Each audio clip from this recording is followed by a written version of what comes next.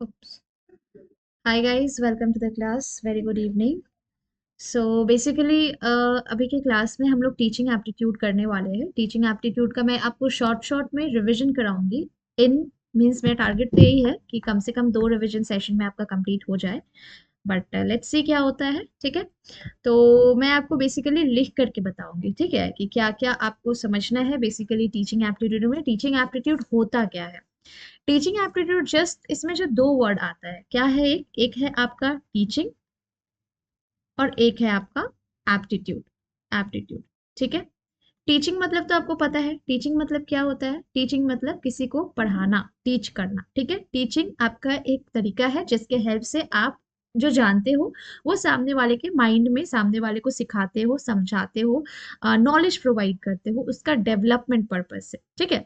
इसमें जस्ट हम आइडिया को, इंफॉर्मेशन को ट्रांसफर करते हैं। एक एक्सपीरियंस्ड पर्सन होता है और एक आपका एक्सपीरियंस्ड पर्सन नहीं होता है, ठीक है। जैसे कि एक टीचर और एक लर्नर का बीच में हम इंफॉर्मेशन को ट्रांसफर करते हैं, हम आइडिया को ट्रांसफर करते हैं, हम कॉन्सेप्ट को ट्रांसफर करते हैं। मतलब टीचिंग में इंस्ट्रक्टर जो होता है ये लर्नर को प्रोवाइड करता है, नॉलेज देता है, आइडियाज प्रोवाइड करता है, जिसके हेल्प से वो भी लर्निंग प्रोसेस अपना डेवलपमेंट कर सके, ठीक है। तो इसमें एक गोल होता है जिसके हेल्प से हम समझते हैं कि सामने वालों को क्या जरूरत है और हमें उनको क्या सिखाना है। तो टीचिंग मतलब तो हम जानते हैं, ये सिंपली एक प्रोसेस होता है जिसमें हम ट्रांसफर कर रहे हैं नॉलेज का, एक्विजिशन, स्किल डेवलपमेंट कर रहे हैं किसी भी इंडिविजुअल का, ठीक है।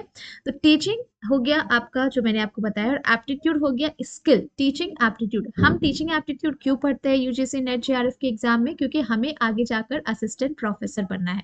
असिस्टेंट प्रोफेसर बन करके हमें वन टाइम पे इतने सारे बच्चों के साथ डील करना है। तो बेसिकली हम बनने क्या वाले हैं? टीचर ही है, जो हम पढ़ाने वाले हैं, सिखाने वाले हैं। तो हम एक प्रोफेसर ही बनने वाले हैं।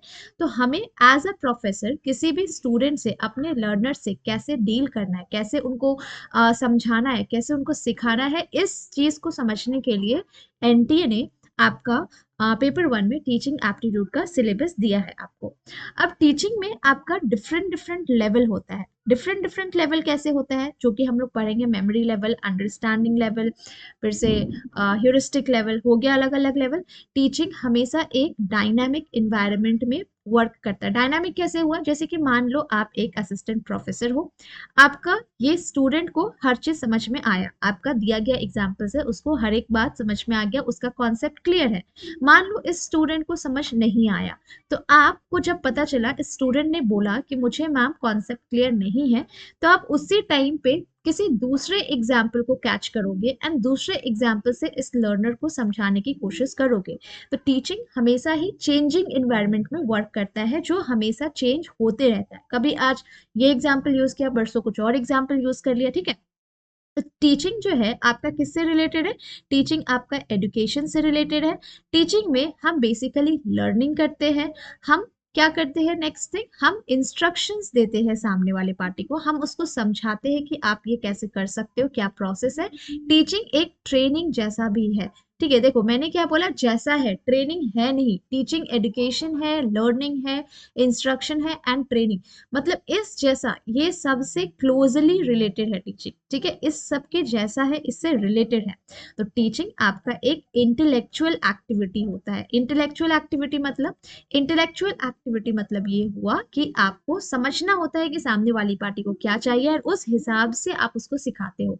टीचिंग एक प्रोसेस है जिसमें हम आर्ट यूज करते हैं एज वेल एज हम साइंस यूज करते हैं। साइंस, आर्ट मतलब क्या? अब जैसे कि मैं जो पीडीएफ बनाती हूँ, अब उस पीडीएफ को बनाने के लिए मैं अलग आपका कलर यूज करती हूँ। मैंने अलग अलग लाइक ड्राइंग्स यूज कर रखा है। मैंने अलग अलग लाइक इमेजेस अटैच कर रखा है।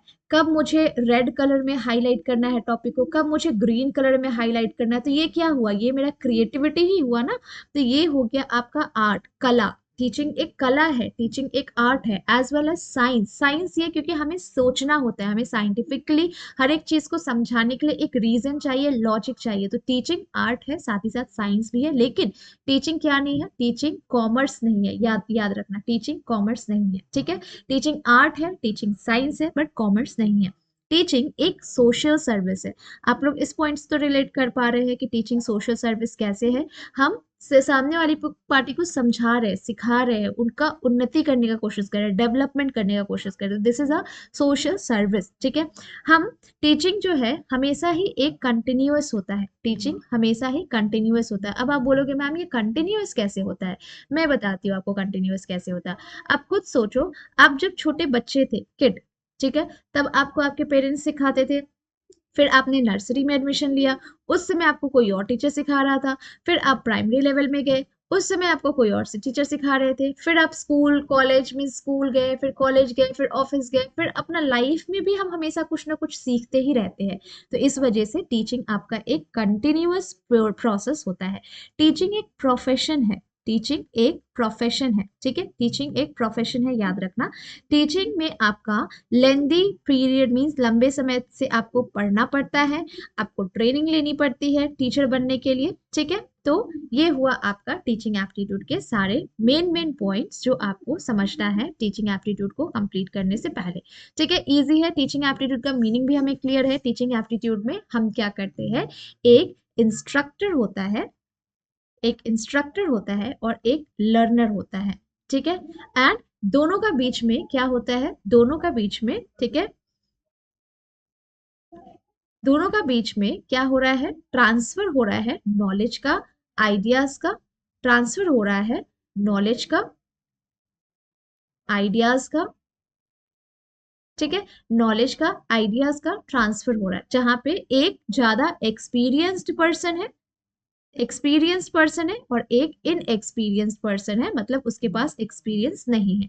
अब टीचिंग के कॉन्सेप्ट से ही एक वर्ड आता है जो आपको आपके पेपर में यूजुअली देखने को मिलेगा, दैट इज इनडॉक्ट्रिनेशन, इनडॉक्ट्रिनेशन। इनडॉक्ट्रिनेशन क्या होता है, देखो, इनडॉक्ट्रिनेशन का मतलब होता है आप किसी के सामने वाले के माइंड में एक बिलीफ सेट कर रहे हो, ठीक है, आप सामने वाले के माइंड में एक बिलीफ सेट कर रहे हो, एक आइडिया सेट कर रहे हो। तो देखो इनडॉक्ट्रिनेशन का कीवर्ड है आपका belief and ideas, belief and ideas. जैसे कि आपने देखा होगा कि आप आपके पेरेंट्स मींस मान लो आप एक हिंदू फैमिली से बिलोंग करते हो, ठीक है, हिंदू फैमिली से बिलोंग करते हो। अब आपने यूजुअली देखा होगा जैसे कि हिंदू फैमिली जो रिचुअल्स फॉलो करते हैं, है ना, तो इसमें जो बच्चे न्यू बेबी जो बॉर्न बेबी जो आ रहे हैं, वो भी सेम रिचुअल्स को फॉलो करना शुरू कर देते हैं। हम नमस्कार करते हैं तो आपका बच्चा भी नमस्कार करेगा। आप एक मुस्लिम फैमिली से है तो अगर आप आदाब करते हो तो आपका बच्चा भी आदाब करेगा। आप क्रिश्चियन फैमिली से हो, आप जो प्रोसीजर फॉलो करते हो, आप जो चीज तरीके से फॉलो करते हो, आपका बच्चा भी वही फॉलो करेगा। क्रिश्चियन में हम कैंडल्स यूज करते हैं तो आपका बच्चा भी कैंडल्स यूज करेगा। तो ये क्या है, ये आपके माइंड में एक बिलीफ डाला गया है, ये आपके माइंड में एक आइडिया डाला गया है, ठीक है। ये एक आइडिया है, एक बिलीफ है, जिसपे हम क्या कभी क्वेश्चन करते हैं कि नहीं, हम अगरबत्ती की जगह हम कैंडल्स क्यों नहीं यूज करते हैं, हम दिया जलाने की जगह कैंडल्स क्यों नहीं रख रहे भगवान के सामने, हमने कभी कुछ पूछा है अपने घर वालों से, नहीं। तो ये आपका इंडोक्ट्रिनेशन का कॉन्सेप्ट है, जो कि सबसे हाईएस्ट ऑर्डर होता है टीचिंग का, ये आपको याद रखना है। इंडोक्ट्रिनेशन सबसे हाईएस्ट हाईएस्ट ऑर्डर होता है, हाईएस्ट ऑर्डर होता है ऑफ टीचिंग, ठीक है, it is the highest order of teaching. Indoctrination सबसे हाईएस्ट ऑर्डर होता है टीचिंग का। इसमें बिलीफ होता है, इसमें आइडियाज होता है, जो कि आपका एक टीचिंग का ही पार्ट होता है। हमेशा याद रखना कि टीचिंग, ये पॉइंट बहुत important, teaching can be done without indoctrination, without indoctrination. मतलब ये हुआ कि हम किसी को टीचिंग मतलब पढ़ा रहे हैं, सिखा रहे हैं, तो वो इंडोक्ट्रिनेशन के बगैर हो सकता है, but but indoctrination is not possible without teaching. Indoctrination is not possible, not possible without teaching, without teaching, ठीक है। ये पॉइंट याद रखना बहुत इंपॉर्टेंट है कि टीचिंग आपका हो सकता है इंडोक्ट्रिनेशन के बगैर, क्योंकि इंडोक्ट्रिनेशन में देखो, इंडोक्ट्रिनेशन में हम ये भी बना सकते हैं कि आपने देखा होगा जो आतंकवादी लोग होते हैं, जो टेररिस्ट होते हैं, उनके माइंड में वो बिलीफ डाला जाता है जो कि गलत है, बट स्टिल वो आतंकवादी को लगता है कि नहीं मेरे लिए यही सही है। तो टीचिंग उसको उनको सिखाया जा रहा है, उनको बताया जा रहा है कि नहीं तुम्हारा जिंदगी यही है, तुमको यही करना है, तुम इसी के लिए आए हो दुनिया में। तो ये आपका एक माइंड में बिलीफ सेट किया जा रहा है, आपके माइंड में एक आइडिया सेट किया जा रहा है जो कि आपको सिखा रहा है कोई ना कोई। तो इंडोक्ट्रिनेशन आपका पॉजिटिव भी हो सकता है, इंडोक्ट्रिनेशन आपका नेगेटिव भी हो सकता है, राइट। इंडोक्ट्रिनेशन पॉजिटिव भी हो सकता है और नेगेटिव भी हो सकता है। ये आपका वन साइडेड भी हो सकता है, इंडोक्ट्रिनेशन आपका वन साइडेड भी हो सकता है। साथ ही साथ इसमें आपका कोई अनक्रिटिकल आइडियोलॉजी भी हो सकता है जिसको आप सिंपली फॉलो कर रहे हो विदाउट क्वेश्चनिंग। तो डेफिनेशन जो होता है इंडोक्ट्रिनेशन का, ये बहुत ही पर्टिकुलर है, जिसमें आप अपने बच्चे को सिखाते हो अपने रिलीजियस के बारे में। आप अपने स्टूडेंट्स को सिखाओगे कि नहीं आपको आना है तो आपको मुझे गुड मॉर्निंग बोलना है, आपको जाना है तो आपको मुझे बाय बोलने का है। तो ये बच्चा नहीं पूछ रहा आपसे नहीं मुझे आपको बाय क्यों बोलना है, मैं नहीं बोलूंगा, नहीं बोलने का है मुझे। तो ऐसे बच्चे आपसे क्वेश्चन नहीं कर रहे। समझ में आ रहा है। तो टीचिंग आपका हमेशा ही होता है इंडोक्ट्रिनेशन से, but teaching can be done without indoctrination. जैसे कि मैं अभी आपको पढ़ा रही हूँ, मैंने कोई तो ऐसा बिलीफ नहीं डाला कि आपको यही पढ़ना है मतलब यही पढ़ना है। Teaching can be done without indoctrination, but indoctrination possible नहीं है विदाउट टीचिंग का। इसका बहुत ही अच्छा एग्जाम्पल जो मैंने आपको टेररिस्ट का दिया, जिसके माइंड में कुछ ऐसे पॉइंट्स डाले जाते हैं जो बेसिकली रॉन्ग होता है, बट उनको फिर भी वो सिखाया जा रहा है, किसी ना किसी की तरफ से उनको सिखाया जा रहा है। तो दैट इज आपका गुड एग्जाम्पल ऑफ इंडोक्ट्रिनेशन। ठीक है। अब हम आते हैं दो कॉन्सेप्ट जो हमने यहाँ पे पढ़ा था कि ये ट्रेनिंग जैसा कैसे होता है, ट्रेनिंग क्यों नहीं होता है, ट्रेनिंग जैसा क्यों बोला मैम ने, ट्रेनिंग ही टीचिंग क्यों नहीं होता। अब एक बात सोचो कि अगर मैं बात करूँ टीचिंग की और मैं एक तरफ लिखती हूँ ट्रेनिंग की बात, ठीक है। अब दोनों में डिफरेंस क्या है, सबसे पहले तो मैंने स्पेलिंग ही मिस्टेक कर दिया है तो स्पेलिंग में करेक्ट कर लेती हूँ। ठीक है। तो ट्रेनिंग, NING, ट्रेनिंग, ठीक है। टीचिंग एंड ट्रेनिंग दोनों में अंतर क्या है ये देखना। टीचिंग हमेशा ही लॉन्ग वे होता है, लंबे समय के लिए होता है, लॉन्ग टाइम के लिए होता है, याद रखना। एंड ट्रेनिंग जो होता है ये हमेशा ही शॉर्ट टाइम के लिए होता है। जैसे कि मैं आपको इसका बेस्ट एग्जांपल दे सकती हूँ। आप जब कोई ऑफिस ज्वाइन करते हो, आप मान लो ऑफिस ज्वाइन किया, आपको एक्सेल का उतना नॉलेज नहीं है, तो आपको एक्सेल का नॉलेज दिया जाएगा, उसके लिए ट्रेनिंग दी जाएगी। जब आपको एक्सेल का नॉलेज मिल जाएगा, आपका ट्रेनिंग ओवर हो जाएगा। ठीक है। जो कि कुछ टाइम के लिए होता है, लेट्स से 1 वीक या 2 वीक के लिए होता है, जो कि एक स्पेसिफिक गोल के लिए होता है। स्पेसिफिक गोल इसमें क्या था कि हमारा गोल था कि आप हमारे ऑफिस में आए हो, हम आपको एक्सेल का नॉलेज देंगे। क्यों नॉलेज देंगे, क्योंकि आप हमारे ऑफिस में एक्सेल का काम करने के लिए ही आए हैं। तो हम एक स्पेसिफिक चीज आपको सिखा रहे हैं, स्पेसिफिक टॉपिक सिखा रहे हैं जो कि शॉर्ट टर्म होता है और इमीडिएट आपको उस पर रिस्पॉन्स करके आपको फिर वर्क करना होगा। क्योंकि आप जब जॉब में ट्रेनिंग ले रहे हो, आपको ट्रेनिंग कंप्लीट हुआ, अब जो कुछ भी आपने ट्रेनिंग में सीखा है वो आपको अब शो करना है जॉब में, वो आपको अब शो करना है कि आपने क्या सीखा क्या नहीं सीखा। अब आप दिखाओ हमें क्या आता है आपको क्या नहीं आता, आप ये काम कर भी पा रहे हो या नहीं कर पा रहे हो ये बताओ। तो टीचिंग आपका ट्रेनिंग ये हो गया। बट टीचिंग की बात करें तो टीचिंग आपका लॉन्ग टाइम होता है, ये आपका अनलिमिटेड होता है। अनलिमिटेड होता है, ये थोड़ा क्रिटिकल होता है, जहाँ पे हम कुछ चीज नहीं जान रहे हैं और उसको हम जानने के लिए हम क्लासेस ले रहे हैं। जैसे कि आप जब मैथ्स में पहली बार एलजेब्रा पढ़ रहे थे तो आपको पहले से नहीं पता था, आप उसको जानने के लिए, उसको पढ़ने के लिए, उसको सीखने के लिए आप जब क्लास में रहे थे, तो वो टीचिंग का एक पर्पस हुआ। तो ये क्रिटिकल होता है। ठीक है। टीचिंग में आप जो कुछ भी सीख रहे हो, आपको जो कुछ भी नॉलेज दी जा रही है, नॉलेज दी जा रही है, इससे आपका माइंड फुल होता है। एंड इस माइंड एंड इससे आप फर्दर इसको यूज कर सकते हो। ये आपका थ्योरेटिकल होता है, थ्योरेटिकल होता है टीचिंग, एंड ये एब्स्ट्रैक्ट होता है, एब्स्ट्रैक्ट। वेयरएज अगर हम ट्रेनिंग की बात करें तो ट्रेनिंग में आपको ऑलरेडी थोड़ा बहुत एक्सेल का नॉलेज था, हमने थोड़ा और नॉलेज आपको दिया। मींस ऑलरेडी इसका नॉलेज है आपको, बट उतना नहीं है जितना हमें चाहिए, तो हमने आपको थोड़ा सा और नॉलेज दे दिया, तो आप अब अपना टास्क कंप्लीट कर सकते हो। तो this is the main difference between teaching and training. जहाँ पे हम टीचिंग, मैं शॉर्ट में बता रही हूँ, टीचिंग आप खुद सोचो, आप जब अब हमने क्या पढ़ा था यहाँ पे, टीचिंग एक कंटिन्यूअस प्रोसेस है। यहाँ पे हमने क्या पढ़ा, टीचिंग एक कंटिन्यूअस प्रोसेस प्रोसेस है, मतलब टीचिंग हमेशा चलते रहता है, तो ये आपका लॉन्ग टर्म हुआ। बट ट्रेनिंग की अगर बात करें तो आप कोई स्पेसिफिक जॉब ज्वाइन करते हो तो आपको वो जॉब से रिलेटेड आपको ट्रेनिंग दी जाती है, वो ट्रेनिंग दे करके आपको इमीडिएट उस पर वर्क करना होता है, उसको उससे रिलेटेड इमीडिएट आपको टास्क कंप्लीट करना होता है, राइट। तो this is the basic difference between teaching and training. अब आता है बात टीचिंग और लर्निंग का। टीचिंग और लर्निंग का, टीचिंग में हम क्या करते हैं कि हम किसी को, सामने वाली पार्टी को नॉलेज दे रहे हैं, अपने पास जो नॉलेज है वो हम सामने वाली पार्टी को नॉलेज दे रहे हैं, ठीक है। टीचिंग और लर्निंग का मैं डिफरेंस आपको बताती हूँ। Teaching and learning, teaching and learning. Teaching में हम क्या कर रहे हैं, टीचिंग में हम किसी को टीच टीच कर रहे हैं, हम किसी को सिखा रहे हैं, कुछ लर्न, किसी को कुछ सिखा रहे हैं, हम नॉलेज इम्पार्ट कर रहे हैं, नॉलेज दे रहे हैं, ठीक है। इम्पार्ट नॉलेज, नॉलेज दे रहे हैं सामने वाली पार्टी को, ठीक है। टीचिंग हमेशा लिंक रहता है लर्निंग से, लिंक्ड रहता है लर्निंग से, ठीक है।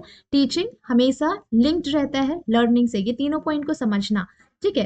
टीचिंग में हम किसी को टीच कर रहे हैं, किसी को लर्न करा रहे हैं, किसी को नॉलेज दे रहे हैं, ये आपका लर्निंग से कनेक्टेड रहता है। जैसे कि मैं अभी आपको पढ़ा रही हूँ तो मैं समझूंगी कि आप मेरे लर्नर हो, तो आपको मेरी क्लास देख के कुछ ना कुछ समझ आए, लर्निंग हो, आपको जान सको।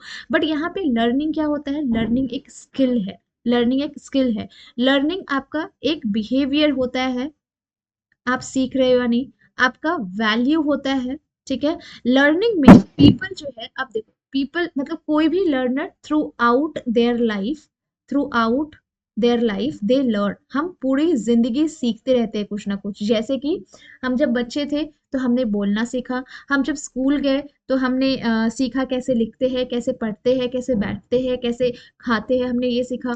फिर हमने स्कूल स्कूल में ही हमने साइकिल चलाना सीखा, हमने बात करना सीखा, हमने लाइक कैसे बिहेव करते हैं ये सीखा हमने। तो लर्निंग एक स्किल होता है, बट टीचिंग एक प्रोसेस है। टीचिंग, टीचर अपना नॉलेज आपको देता है, ये लिंक होता है लर्निंग से। मतलब अगर आपको कोई कुछ सिखा रहा है, अगर आपको कोई कुछ टीच कर रहा है, तो आप ऑब्वियसली वो चीज लर्न करो, ये हमारा उम्मीद होता है। जैसे कि आपके फादर ने आपको स्कूटी चलाना सिखाया, तो आप उस चीज को सीखोगे, आप उस चीज को लर्न करोगे, तब आप एक गुड ड्राइवर बन पाओगे।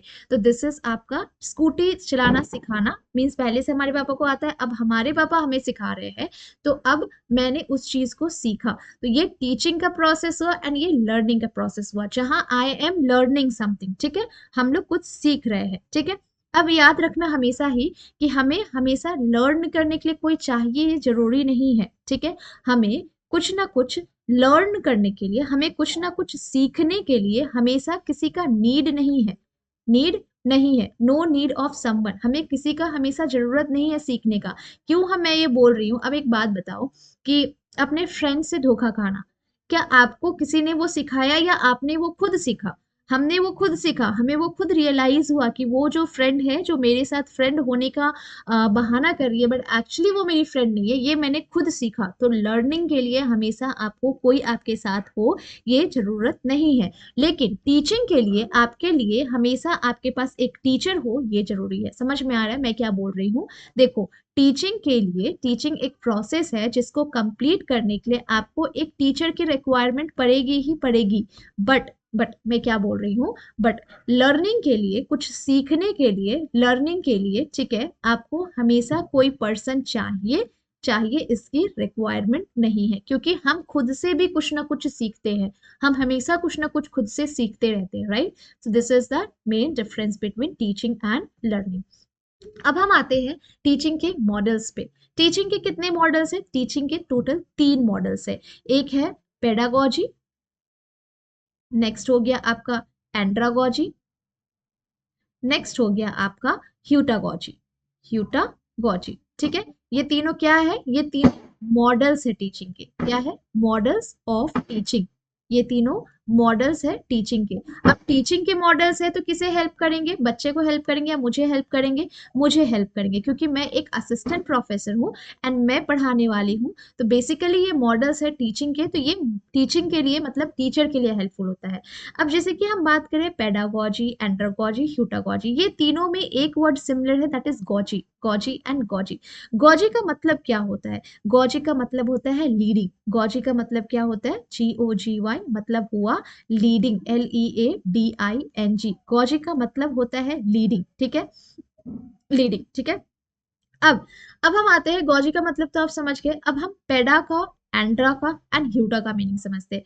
पेडा, पेडा को हम समझेंगे पैदा, क्या पैदा, पैदा कौन लेता है, बच्चे पैदा लेते हैं, ठीक है। तो पेडा का मतलब हुआ चाइल्ड, चाइल्ड। तो पेडागोजी किससे रिलेटेड है, चाइल्ड से रिलेटेड है, चाइल्ड सेंटर्ड हुआ, ठीक है। जो छोटे बच्चे की बात करें, जो छोटे बच्चे स्कूल जाते हैं, KG क्लास के बच्चे, UKG क्लास के बच्चे, ठीक है, किड्स करियर सेंटर ऐसे कुछ नाम होता है, मॉन्टेसरी के बच्चे। तो पेडा दैट इज चाइल्ड, पैदा वो है जो बच्चे, जो फर्स्ट स्टेज होता है ना स्कूल का, उसकी बात करें तो पेडा, पैदा, चाइल्ड, ठीक है, पेडा, पैदा, चाइल्ड।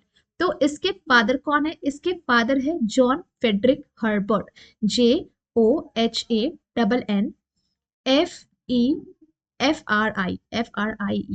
ओके, ठीक है, जॉन FRIED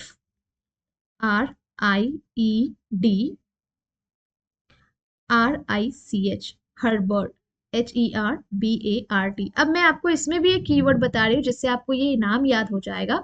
हमने क्या बोला, पेडा, पेडा मतलब क्या हुआ, चाइल्ड। चाइल्ड को हम क्या बोलते हैं कि हर बात को याद करो, तो this is her and this is BART को हम बात पढ़ेंगे, ठीक है। तो पेडागोजी जो कि चाइल्ड सेंटर्ड होता है, चाइल्ड के लिए होता है, बच्चे उसमें रहते हैं, बच्चे के लिए हम उसमें वो वाला लेवल जो होता है, मॉडल होता है, बच्चों के लिए होता है। तो उसका जो ये है डेवलप किसने किया है, जॉन फेडरिच हर्बर्ट, जो बोलता है बच्चे को हर बात याद करो। ये बेसिकली इसमें हम चाइल्ड पे फोकस करते हैं। अब एक बार आप खुद सोच करके देखो, अगर हमें KG क्लास के बच्चे को पढ़ाना है, अगर हमें KG 1-2 क्लास के बच्चे को पढ़ाना है, तो क्या मुझे पता है कि हमें बच्चे को क्या पढ़ाना है, या फिर बच्चे मुझे बताएंगे कि उसको क्या पढ़ना है। मुझे पता है ना कि बच्चे को क्या पढ़ाना है क्या नहीं, मुझे कब उनको ड्राइंग कराना है, कब मुझे उनको ABCD कराना है, कब मुझे उनको 1+1 कराना है, कब मुझे उनको मैच द फॉलोइंग कराना है, ये मुझे पता है। तो ये यहाँ पे कौन सारा डिसीजन ले रहा है, सारा डिसीजन मैं ले रही हूँ। तो यहाँ पे कौन हुआ मेन रोल, कौन प्ले करेगा, teacher is the main role player यहाँ पे। तो ये हमेशा ही टीचर को, टीचर ही ये हमेशा ध्यान रखता है, टीचर ही हमेशा यहाँ पे ध्यान रखेगा कि बच्चे को क्या पढ़ाना है या क्या पढ़ाना नहीं है, बच्चे को क्या सीखना चाहिए, क्या सीखना नहीं चाहिए। यहाँ तक कि आप देखना, जब चाइल्ड सेंटर्ड होते हैं बच्चे, पेडागोजी वाले जो बच्चे होते हैं, उनको अगर सिखा दो कि या स्काई ब्लू कलर का होता है, तो वो ब्लू कलर का ही मानेंगे। हमें तो अब पता चल रहा है ना कि स्काई का कलर क्या है, या फिर उसका कलर है भी या नहीं है। तो वो चीज, वो बच्चे टीचर को ही सब कुछ मानते हैं, और टीचर ही यहाँ पे सारा मेन रोल प्ले करता है। तो यहाँ पे मेन रोल प्ले करने वाला रोल, मेन रोल प्ले कौन करेगा, डिसीजन कौन लेगा हर चीज से, हर बात का डिसीजन कौन लेगा, हर एक चीज कौन डिसाइड करेगा, ये हमेशा टीचर ही डिसाइड करेंगे। तो मेन रोल प्लेयर कौन होता है, यहाँ पे टीचर ही होते हैं मेन रोल प्लेयर, जो सारा कुछ डिसाइड करते हैं कि इस बच्चे को क्या पढ़ना है क्या नहीं पढ़ना है, इस बच्चे को अभी सोना है या बैठना है, इस बच्चे को अभी आना है या नहीं आना है, ये सारा कुछ टीचर ही डिसाइड करेगा, ठीक है। तो होता तो ये चाइल्ड फोकस है, क्योंकि चाइल्ड को ही फोकस करके टीचर सारा कुछ प्लान करेगा कि हाँ हमें क्या सिखाना है, आपको क्या नहीं सिखाना है।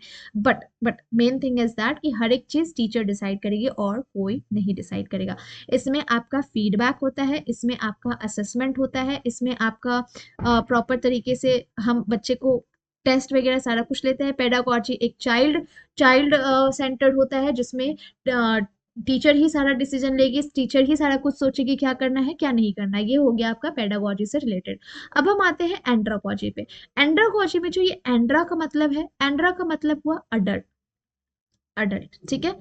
Andra, A for andra, A for adult, A for andra, A for adult. अब देखो, अडल्ट, जब हम अडल्ट एज में आते हैं ना, तो हमें सब कुछ पता लगने लगता है, हमें सब कुछ पता लगने लगता है, हम सब कुछ नो, नो मतलब क्या होता है, KNOW मतलब जानना, नो, KNOW। तो ये किसने प्रोवाइड किया है, इसके मेन प्रोपोनेंट कौन है, ये आपको Malcolm, Malcolm shepherd, SHEPHERD, shepherd novels ने दिया है, नॉवेल्स, ठीक है। Malcolm shepherd novels. अब देखो बहुत सारे बुक्स में ये लिखा है कि ये लर्नर सेंटर्ड होता है, बहुत सारे बुक में ये भी लिखा है कि ये टीचर सेंटर्ड होता है।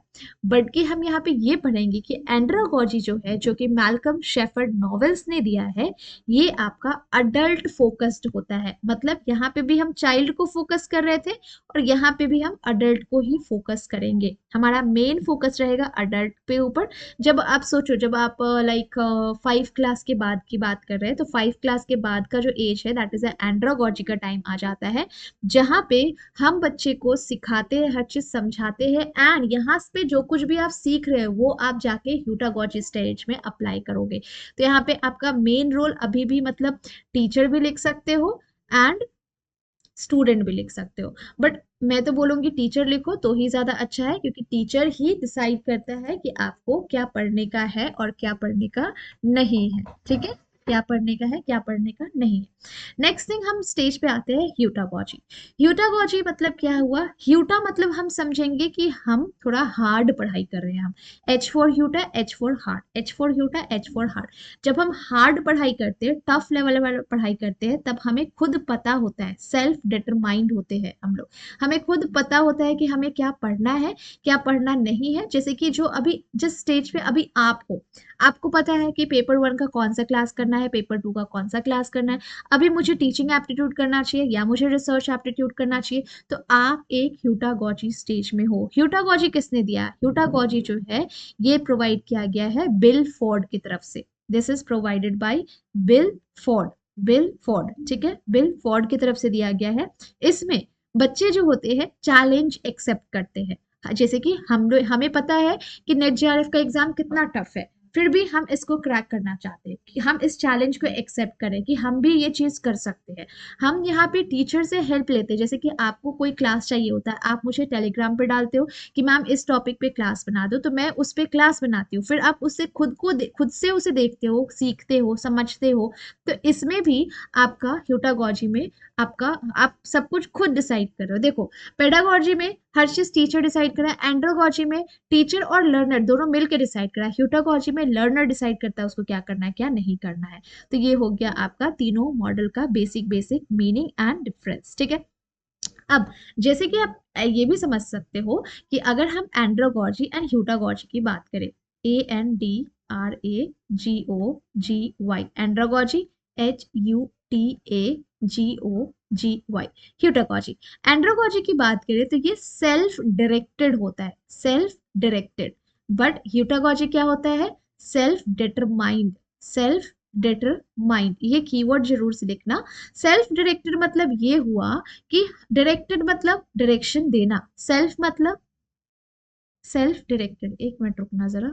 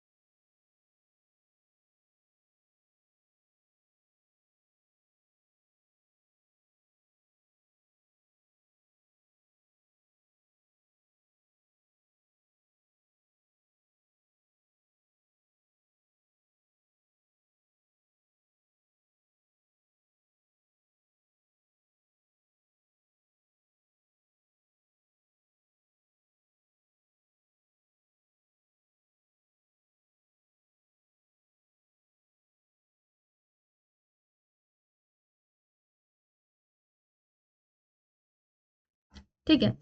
तो हाँ, तो यहाँ पे हमने क्या पढ़ा कि एंड्रागॉजी आपका सेल्फ डायरेक्टेड होता है, ह्यूटागॉजी आपका सेल्फ डिटरमाइंड होता है, self determined and self directed. अब ये सेल्फ डायरेक्टेड और सेल्फ डिटरमाइंड मतलब क्या है, देखो हम एंड्रागॉजी में क्या कर रहे हैं, मैंने क्या बोला, एंड्रागॉजी मतलब हम अडल्ट की बातें कर रहे हैं, करेक्ट, अडल्ट की बातें कर रहे हैं। अब एंड्रागॉजी में क्या होता है, हम मैंने बोला कि आप अपना स्कूल का टाइम सोचो। स्कूल में क्या होता था कि हमारी टीचर ने हमें बोला कि आप मैथ्स का इस क्वेश्चन को सॉल्व करने में आप ये फॉर्मूला लगा सकते हो, ठीक है। हमने क्या किया, मैम ने बोला है ये फॉर्मूला लगाना, ठीक है, हमने इसको अप्लाई किया, बट हम सॉल्विंग पार्ट खुद कर रहे हैं, ठीक है। तो टीचर ने जो बोला उस पे हम दोबारा से नहीं सोच रहे कि हाँ मैम ने ये बोला क्या हम इस फॉर्मूला की जगह कुछ और फॉर्मूला लगा सकते हैं, या फिर हमने खुद से उसको चेंज करने का नहीं सोचा। तो this is the andragogy which is self directed, जो कि एक लीनियर वे में होता है, क्या लीनियर वे में होता है, ठीक है, लीनियर वे में होता है, जहां पे स्टूडेंट क्या कर रहे हैं, लर्न कर रहे हैं, सिर्फ सीख रहे हैं। मतलब ये आपका वन वे होता है, मतलब मैं ये लिख सकती हूँ कि ये आपका सिंगल लूप लर्निंग होता है। क्या होता है, सिंगल लूप लर्निंग होता है, जहां पे मैंने अगर बोला कि ये एक पेन है जिसे आप लिख सकते हो, तो आप सिर्फ इससे लिख रहे हो, आपने ये नहीं सोचा कि मैम ये पेन है, तो क्या हम इसको, वैसे तो पेन से सिर्फ लिख ही सकते हैं सच बात है, लेकिन ठीक है, मतलब मेरे बोलने का मतलब तो आप समझ गए ना, कि हम दोबारा से नहीं सोच रहे कि क्या हम इस जगह कुछ और भी यूज कर सकते हैं, क्या हम इस फॉर्मूला से कुछ और भी कर सकते हैं, इस फॉर्मूला की जगह हम कुछ और भी यूज कर सकते हैं या नहीं। तो this is a single loop learning. Heutagogy में क्या होता है, ह्यूटागॉजी में हम क्या कर रहे हैं, टीचर ने मुझे बताया कि मैम ने मुझे बताया कि आप एक काम करो, इस चीज को, इस सम्स को इस फॉर्मूला से सॉल्व करो। आपने क्या किया, आपने थोड़ा उससे सॉल्व भी किया, बट आपने गूगल भी किया कि क्या हम इसको किसी दूसरा फॉर्मूला से कर सकते हैं, क्या हम इसको किसी दूसरे मेथड से सॉल्व कर सकते हैं, क्या हम इसको किसी दूसरे कैलकुलेशन से सॉल्व कर सकते हैं, यानी तो इस पे आप क्या कर रहे हो, आपने एक ऑल्टरनेट वे से थिंक करके भी सोचा। तो यहाँ पे आप बार बार सोच रहे हो, जिसकी वजह से ये वन वे नहीं हुआ, दिस इज नॉन लीनियर, मतलब वन वे नहीं हुआ, ठीक है। ये आपका लर्नर डायरेक्टेड हो जाता है, लर्नर डायरेक्टेड, ठीक है, यहाँ पे लर्नर डायरेक्टेड हो जाता है। और ये क्या हो गया, ये टीचर डायरेक्टेड हो गया, क्योंकि टीचर आपको जो बता रही है आप सिर्फ उसी चीज को फॉलो कर रहे हो। ये लर्नर डायरेक्टेड हो गया, क्यों लर्नर डायरेक्टेड, क्योंकि लर्नर सोच रहा है कि क्या हम इसको गूगल से कर सकते हैं, क्या हम इसको दूसरे मेथड से फॉलो कर सकते हैं, क्या हम कोई और कैलकुलेशन कर सकते हैं। तो दिस इज अ टीचर का फॉर्मूला का दिया हुआ, आपको मैंने फॉर्मूला बताया, आपने मुझे नेक्स्ट डे आके बोला मैम इसको हम इस फॉर्मूला से भी कर सकते हैं, इसको हम इस तरीके से भी सॉल्व करते हैं, तो आपने सोचा ये बात, ये आपके डायरेक्शन से हुआ, तो this is a learner directed, जिसके वजह से हम इसको डबल लूप लर्निंग बोलेंगे। क्या बोलेंगे, डबल लूप लर्निंग। क्यों डबल लूप लर्निंग मैंने बोला, क्योंकि आपने उस चीज पे दोबारा सोचा, आपने उस सम्स को सॉल्व करने के लिए दोबारा से सोचा, आपने उसको किसी ऑल्टरनेट मेथड से, ऑल्टरनेट कैलकुलेशन से, ऑल्टरनेट वे से आपने रिसर्च किया। तो this is a double loop learning. जैसे कि अभी मैंने, मतलब मैं तो काफी टाइम से क्लासेस ले रही हूँ यूट्यूब पे, तो काफी टाइम ऐसा हुआ है जब मैं कभी गलत कुछ पढ़ा देती हूँ, तो बच्चे सामने से बोलते हैं कि मैम आपने जो ये समझाया था ना, इसके जगह ये नहीं होके ये होगा। तो वहां पे बच्चे क्या कर रहे हैं, डबल लूप लर्निंग कर रहे हैं, वो मेरे ही दिए गए कॉन्सेप्ट को दोबारा से सर्च कर रहे हैं, दोबारा से वेरीफाई कर रहे हैं। तो this is the double loop learning which is a learner directed होता है, जहां पे बेसिकली मेरे स्टूडेंट्स क्या कर रहे हैं, अपना कैपेसिटी का डेवलपमेंट कर रहे हैं, उनका जो कैपेसिटी होता है वो बेसिकली उसका डेवलपमेंट कर रहे हैं, ठीक है। तो this is the heutagogy which is a self directed. तो मैं ये लिख सकती हूँ ना कि अगर जैसे कि मान लो मैंने आपको कुछ बिलीफ दिया, ठीक है, कुछ ऐसा मान लो कुछ कंटेंट दिया, लिख सकते हो, या फिर कुछ आपको एक्शन के बारे में बताया, ठीक है, आपने उससे एक प्रॉब्लम जनरेट किया, प्रॉब्लम जनरेट किया, अब उस प्रॉब्लम को सॉल्व करने के लिए एक एक्शन के बारे में सोचा, एंड उस एक्शन को करके आपका आउटकम मिला, मतलब आपका रिजल्ट आया आपके सामने। यही बेसिकली होता है ना, यही बेसिकली होता है। मैंने आपको कुछ कंटेंट दिया, मैंने आपको कुछ इंस्ट्रक्शन दिया, मैंने आपको कुछ बिलीफ दिया आपके माइंड में, आपने उससे एक प्रॉब्लम क्रिएट किया, अब उस प्रॉब्लम का आप सोल्यूशन खोज रहे हो, सोल्यूशन खोज करके आप रिजल्ट देखते हो कि बेसिकली ये सॉल्व हुआ या नहीं हुआ। तो यहाँ पे आप देखोगे, अगर हम सिर्फ बिलीफ से आउटकम की ओर डायरेक्ट जा रहे हैं, मतलब यहां से सिर्फ यहां जा रहे हैं, तो दिस इज आपका हो जाएगा क्या, डबल लूप। डबल लूप कैसे होगा वो भी मैं बता रही हूँ। और सिर्फ प्रॉब्लम से एक्शन पे जाते हैं तो ये हो जाएगा single loop, single loop. And ये हो जाएगा आपका डबल लूप। अब ये डबल लूप कैसे होगा मैम और सिंगल लूप कैसे होगा, ये कैसे बोला आपने? अब आप ये सोचो कि आप जब बिलीफ का सोच रहे हो और बिलीफ का सोच करके बीच में प्रॉब्लम को भी देख रहे हो, फिर एक्शन भी कर रहे हो, फिर उसके ऊपर फिर रिजल्ट, फिर आप एक्शन को देख करके सोच रहे हो, तो दोबारा आपने सोचा ना, बट प्रॉब्लम को देखा, डायरेक्ट एक्शन लिया, तो this is a single loop. तो जब हम दोबारा से किसी चीज पे सोच रहे हैं तो that is a double loop, and हम जब किसी चीज पे सिंगल बारे में सोच रहे हैं तो that is a single loop. तो pedagogy that is a child center, जहाँ पे इंस्ट्रक्टर ही आपको सब कुछ बताता है, इंस्ट्रक्टर मतलब टीचर ही मेन रोल प्ले करता है। ये आपका यूनी डायरेक्शनल होता है। यूनी डायरेक्शन मतलब वन वे, टीचर ने बोला स्टार को ब्लू कलर करो तो आप ब्लू कलर करोगे, टीचर ने बोला कि सन को रेड कर दो तो आप रेड कर दिया। आपने नहीं सोचा कि सन तो येलो होता है, मैम रेड क्यों बोल रही है। तो यहाँ पे लर्नर का जो कंट्रीब्यूशन होता है लिमिटेड होता है, लर्नर कुछ भी नहीं बोलता है या लिमिटेड रहता है, ठीक है। मोस्टली यहाँ पे टीचर ही सारा कुछ मॉडिफाई करते हैं और आप स्कूल के इन्वायरमेंट में पेडागोजी लेवल को फाइंड आउट कर सकते हो। एंड्रोगोजी की बात करें तो दिस इज अडल्ट सेंटर्ड होता है, जहाँ पे हम सेल्फ रेगुलेटेड खुद से या सेल्फ डायरेक्टेड रहते हैं, जहाँ पे इंस्ट्रक्टर एंड लर्नर दोनों ही मेन रोल प्ले करते हैं। ये बाई डायरेक्शनल होता है, ठीक है, जहाँ पे आपको मैंने फॉर्मूला दिया, आपने उस फॉर्मूला को देख करके सोल्यूशन खोजा, तो दोनों की तरफ से मेन इंपॉर्टेंट रोल प्ले कर रहे हैं। ह्यूटागोजी में जहाँ पे हम देखेंगे, जहाँ पे हमारी लेवल की बात करें, जहाँ पे लर्नर ही सारा कुछ कर रहा है, हम सेल्फ डिटरमाइंड है, हम खुद से चाहते हैं वो करना, तो ये आपका मल्टी डायरेक्शन होता है। मल्टी डायरेक्शन क्यों? क्योंकि जैसे कि अभी आपका जो स्टेज है, आप खुद से कनेक्ट करो। आपको पेपर वन क्लास यूट्यूब पे कितना सारा ऐप है, कितना सारा गूगल में वेबसाइट है, सब जगह सर्च कर रहे हो, तो आप हर जगह सर्च करते हो, ठीक है। लर्नर जो है सब कुछ कंट्रीब्यूशन प्रोवाइड करते हैं। ये हो गया आपका ह्यूटागोजी का।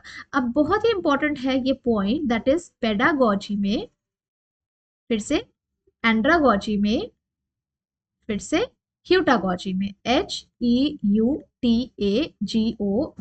ह्यूटागोजी।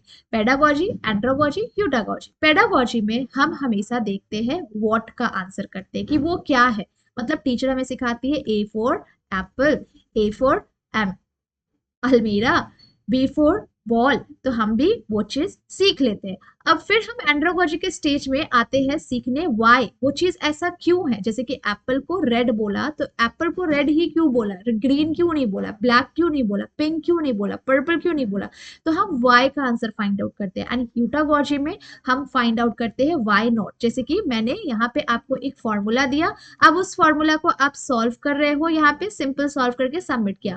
एंड ह्यूटागोजी में आप क्या कर रहे हो, आप उस फॉर्मूला को तो देख ही रहे हो, साथ ही साथ आप देख भी रहे हो कि नहीं ये फॉर्मूला ही क्यों, हम इस फॉर्मूला से क्यों नहीं कर सकते, हम इस तरीके से क्यों नहीं सॉल्व कर सकते, इसका कोई ऑल्टरनेट कैलकुलेशन क्यों नहीं है। This answers why not. तो पेडागोजी हमेशा what, andragogy why and heutagogy why not, ठीक है। ये हो गया important points pedagogy, andragogy and heutagogy का।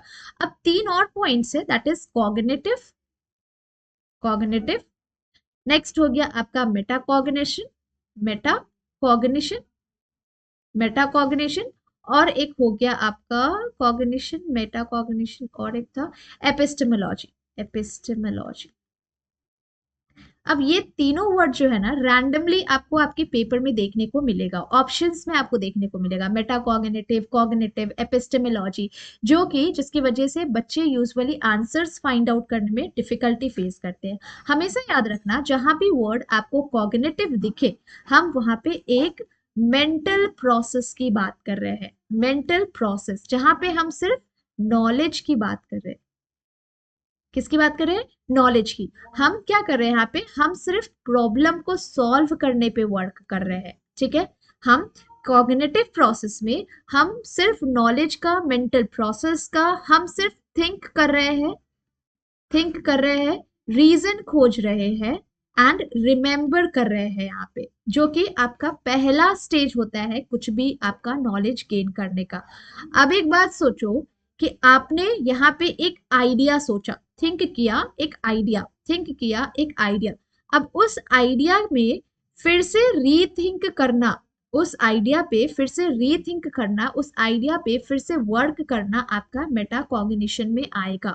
मतलब ये हम बोल सकते हैं मेटाकॉग्निशन में दिस इज थिंकिंग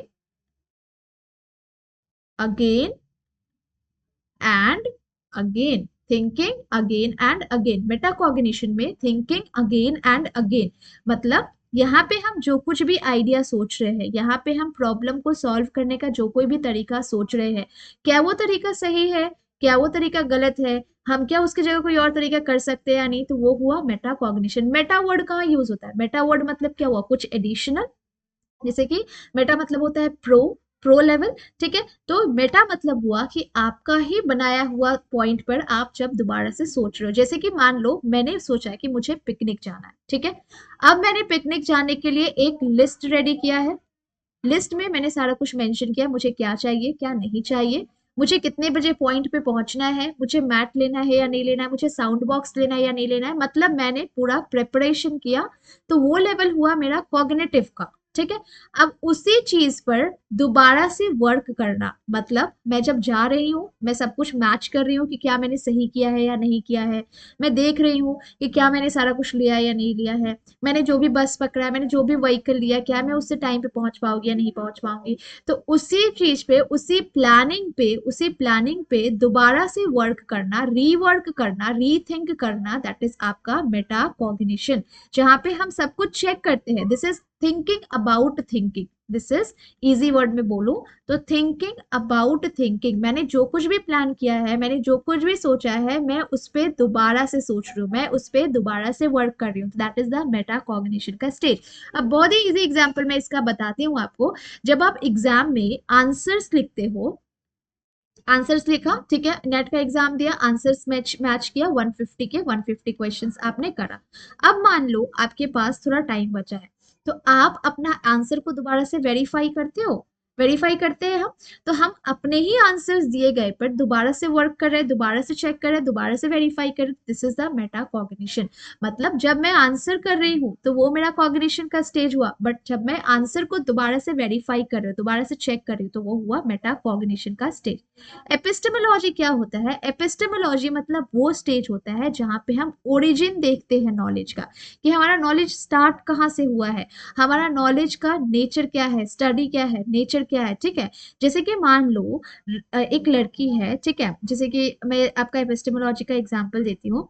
अब जैसे कि एक लड़की है जिसका नाम है रेशमा, ठीक है। अब रेशमा को मैंने जो है एक हिस्ट्री का क्वेश्चन दिया, हिस्ट्री का क्वेश्चन दिया। अब उस हिस्ट्री को चेक करना, उस हिस्ट्री के बारे में पूरा समझना, वो आया कहाँ से, स्टार्ट कहाँ से हुआ, मतलब हम ये देख रहे हैं, उस चीज को वेरीफाई करने के बाद ये देख रहे हैं कि वो सही है या गलत है, दैट इज द एपिस्टेमोलॉजी का स्टेज। मतलब एपिस्टेमोलॉजी में हम जो चीज कर लिए हैं, हम उसी पे दोबारा से चेक कर रहे हैं कि क्या वो दिया हुआ कॉन्सेप्ट सही है या गलत है, क्या हम उस दिए गए कॉन्सेप्ट पे रिलाई कर सकते हैं, रिलायबिलिटी हम चेक करें, क्या हम उस दिए गए कॉन्सेप्ट पे रिलाई कर सकते हैं या नहीं कर सकते हैं, ठीक है। तो ये हुआ एपिस्टेमोलॉजी का कॉन्सेप्ट। तो हमेशा याद रखना आपका पेडागॉजी, एंड्रोगॉजी एंड ह्यूटागॉजी, पेडागॉजी, एंड्रागॉजी, ह्यूटा, ह्यूटागॉजी, ये तीन लेवल हमने पढ़ा, तीन लेवल पढ़ा। तो इसमें से सबसे हाईएस्ट लेवल कौन सा होता है? This is the highest level, ये लेवल आपका हाईएस्ट लेवल होता है, याद रखना। एंड ये लेवल जो है सबसे लोएस्ट लेवल होता है, लोएस्ट लेवल, ठीक है। अब नेक्स्ट इंपॉर्टेंट पॉइंट कि यहाँ पे लर्नर सबसे ज्यादा इन्वॉल्व रहते हैं, लर्नर का इन्वॉल्वमेंट बहुत रहता है, एंड यहाँ पे लर्नर का इन्वॉल्वमेंट लेस, लर्नर इन्वॉल्वमेंट, ठीक है, लेस लर्नर इन्वॉल्वमेंट, यहाँ पे मोर एंड सबसे ज्यादा, हाई लर्नर इन्वायरमेंट, मोर लर्नर इन्वायरमेंट, ये सब। क्योंकि देखो अभी ह्यूटागॉजी का जो स्टेज है, यहाँ पे आप खुद पढ़ रहे हो, आप खुद जान रहे हो, आप खुद समझ रहे हो आपको क्या करना है, बट पेडागॉजी में क्या होता है, लर्नर नहीं टीचर सब कुछ सोचते हैं। तो यहाँ पे हाई इन्वॉल्वमेंट किसका होगा? हाई इन्वॉल्वमेंट हमेशा ही टीचर का होगा, यहाँ पे लेस इन्वॉल्वमेंट होगा टीचर का, लेस इन्वॉल्वमेंट टीचर का होगा, ठीक है। तो ये वाला कॉन्सेप्ट आई बिलीव आपको क्लियर होगा, जिसमें आपका तीन स्टेज को हमने पढ़ा और तीनों स्टेज हमारा क्लियर हुआ। अब इसी सब स्टेजेस से सिमिलर स्टेजेस आपका दिया गया है लेवल ऑफ टीचिंग, इसी सब स्टेजेस से सिमिलर स्टेजेस आपका दिया गया है level of teaching. Level of teaching में भी आपका तीन लेवल ऑफ टीचिंग होता है, 3 लेवल ऑफ टीचिंग में क्या क्या है, एक है आपका मेमोरी लेवल, एक है आपका अंडरस्टैंडिंग लेवल, अंडरस्टैंडिंग, और एक है आपका रिफ्लेक्टिव लेवल, रिफ्लेक्टिव लेवल। ठीक है, memory level, understanding level, reflective level, बहुत ही सेम है, pedagogy, andragogy, heutagogy. This is a pedagogy, this is andragogy and this is heutagogy. Explanation same है, बस इसके लिए आपको कुछ कीवर्ड लिखना है जो अभी मैं बता रही हूँ। अब एक बात खुद सोचो, सबसे ज्यादा हम किस स्टेज में सोचेंगे। अब जैसे कि मैं अभी आपको पढ़ा रही हूँ, ये क्या लिखा है, लेवल ऑफ टीचिंग, टीचिंग का लेवल है तो ये किसके लिए होगा, ये टीचर के लिए होगा, जेन्युइन है। अगर टीचिंग का लेवल है तो ये टीचर के लिए होगा। अब टीचर को कौन सा लेवल में ज्यादा सोचना होगा, कौन सा लेवल में सबसे ज्यादा दिमाग लगाना होगा। अब एक बात बताओ, टीचर को, जैसे कि मुझे आपको पढ़ाने के लिए सोचना पड़ता है, इनफैक्ट आपको पढ़ाने के लिए मुझे भी पढ़ना पड़ता है, तो सबसे ज्यादा thoughtful most thoughtful most thoughtful level होता है आपका रिफ्लेक्टिव लेवल। ठीक है, सबसे कम मुझे किस में सोचना होगा, बच्चों को पढ़ाने में। A to Z ही तो पढ़ाना है, 1 to 100 ही तो पढ़ाना है, 100 to 1 ही तो पढ़ाना है, ये किसको नहीं आता है। तो this is a thought thoughtless thoughtless level. ठीक है, थॉटलेस लेवल।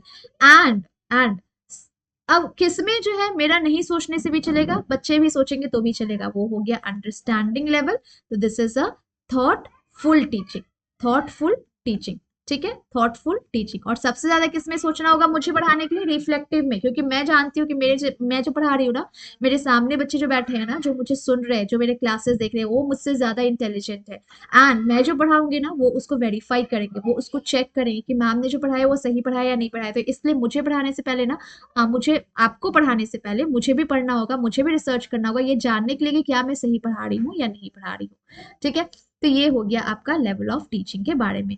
अब ये आपका किसकी तरफ से दिया गया है, ये भी लिख लो अब यहाँ पे। This is given by Herbert, जो बोलता है हर बात को याद करो, हर्बर्ट, हर बात को याद करो। अब देखो ये सब का ना कुछ कीवर्ड है, अब ये कीवर्ड जो है ना मैंने ऑलरेडी क्लास में दिया हुआ है कि क्या कीवर्ड है इसका, किस तरीके से आप पढ़ सकते हो। अब जैसे कि मैं शॉर्ट में बता देती हूँ, अगर मैं मेमोरी लेवल की बात करूँ, तो मेमोरी लेवल का जो आपका टीचिंग होता है, इसमें पहले से ही आपका कंटेंट प्रिपेयर होता है, पहले से ही आपका सब कुछ प्लान रहता है कि आज आपको 1 to 100 पढ़ाना है, आज आपको A to Z पढ़ाना है।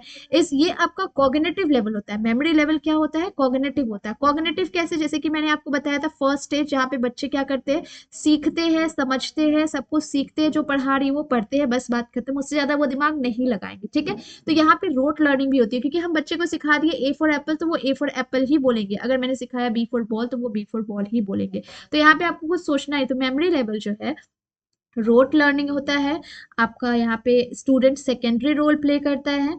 साथ ही साथ यहाँ पे जो मटेरियल होता है पहले से प्री प्लान रहता है, सीक्वेंस में हम सब कुछ पढ़ते हैं। ठीक है, आपका कॉग्निटिव लेवल ऑफ टीचिंग होता है ये। मेमोरी लेवल में सबसे लो लेवल होता है ये क्लासेस का, लोअर क्लासेस। ठीक है, जहाँ पे बच्चे अपने दिमाग नहीं यूज करते, आप उसको जो सिखा दो, जो प्लान करके बता दो, वो सीख लेंगे, समझ लेंगे, बस उससे ज्यादा वो नहीं लगाएंगे दिमाग।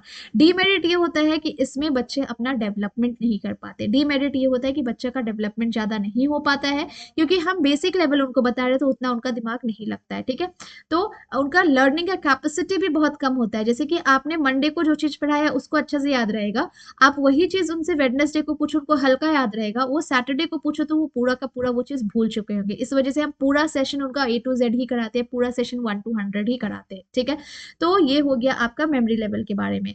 अब हम देखेंगे मेमोरी लेवल में भी ना आपका कुछ लेवल होता है, जैसे कि एपिसोडिक मेमोरी होता है, सिमेंटिक मेमोरी होता है, वर्किंग मेमोरी होता है, शॉर्ट टर्म मेमोरी होता है। अब ये क्या बताया आपने मैम, मैं देखो यहाँ पे बता रही हूँ, एपिसोडिक, एपिसोडिक मेमोरी।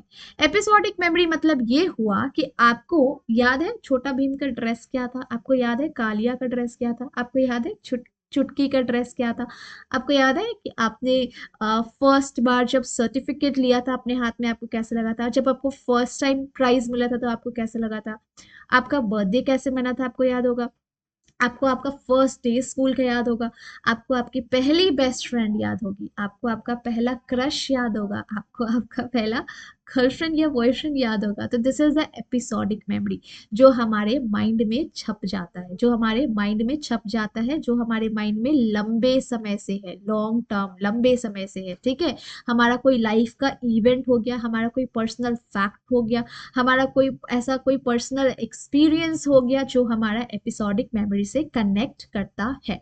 ठीक है, तो यहाँ पे एपिसोडिक मेमोरी में हम ये समझेंगे कि ये आपका लॉन्ग टर्म होता है, जैसे कि मैंने आपको मल्टीपल एग्जाम्पल्स दिया, तो उससे आप कनेक्ट कर सकते हो एपिसोडिक मेमोरी को। ठीक है, नेक्स्ट हो जाता है आपका सिमेंटिक मेमोरी।